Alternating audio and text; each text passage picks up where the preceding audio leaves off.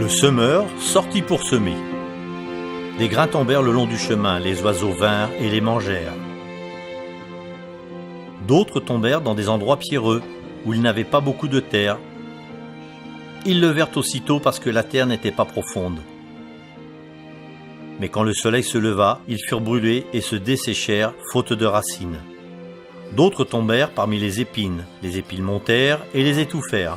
D'autres tombèrent dans la bonne terre. Ils finirent par donner du fruit en abondance, un champ de croyants qui s'élevaient ensemble à la gloire de Dieu. Les agriculteurs savent que, pour avoir un bon sol, il faut de la préparation. Il faut couper des arbres, transporter les rochers et labourer le champ. Ils pourraient juste semer les graines et espérer que ça marche, mais les meilleurs résultats viennent quand ils le préparent. La méthode du Christ dans le ministère consiste à préparer le sol. Jésus se mêlait aux gens. Il ressentait leur peine et témoignait de la sympathie pour eux. Il répondait à leurs besoins et gagnait leur confiance. Ensuite, ils étaient prêts à le suivre. À travers le monde, aujourd'hui, des milliers d'implantateurs d'églises mettent en pratique la méthode du Christ dans leur ministère.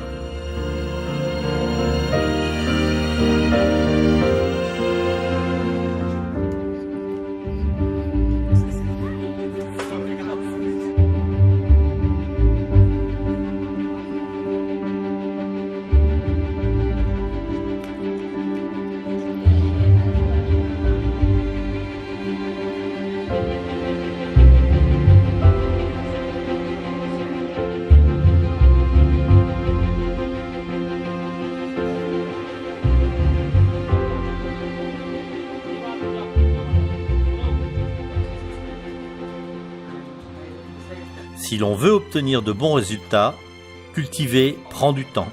Il en est de même pour l'implantation d'églises. Pourquoi implanter des églises? Parce que cela fait partie de la mission de l'Évangile.